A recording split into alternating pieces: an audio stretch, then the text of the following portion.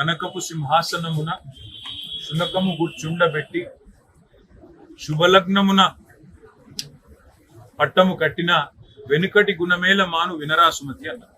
అంటే మంచి ముహూర్తం చూసి ఒక శునకాన్ని తీసుకొచ్చి మరి ఒక మంచి పదవిలో పెట్టిన నీచ మానవులు తమ వెనుకటి గుణాలు మానరు అని సుమతి శతకంలో ఏనాడు చెప్పారు. కాబట్టి వారి గురించి నేను మాట్లాడినా నోరు ఖరాబ్ చేసుకోను. కానీ ఒకటి మాత్రం వాస్తవం, ఈ అహంకారం, ఈ రకమైన ఒక వెకిలి వ్యవహారం మాకు వాళ్ళని చూస్తుంటే ఒకటే అనిపిస్తా ఉంది. ఈ ప్రభుత్వంలో ఉండే పెద్దలను చూస్తుంటే ఒకటే అనిపిస్తా ఉంది. వారు మాటి మాటికి మమ్మల్ని అంటా ఉన్నారు, మీరు ఇంకా అధికారంలో ఉన్నట్టుగా భావిస్తున్నారు అంటున్నారు. కానీ వాస్తవం ఏంటంటే వాళ్ళు ఇంకా ప్రతిపక్షంలో ఉన్నామనుకుంటున్నారు, మేము అధికారంలో ఉన్నామనుకుంటున్నారు. అందుకని వాళ్ళు చూస్తే మీరు మా మీద ఆడిపోసుకుంటున్నారు. అధికారం ఇచ్చి 45-50 రోజులు అయ్యింది. మమ్మల్ని ఆడిపోసుకోవడం ఎందుకు, మమ్మల్ని తిట్టిపోసుకోవడం ఎందుకు? శాతనైతే మీరు ఇచ్చిన 420 హామీలు నెరవేర్చండి. శాతనైతే సేవ ఉంటే ప్రజలకు ఇచ్చిన హామీలు నెరవేర్చండి.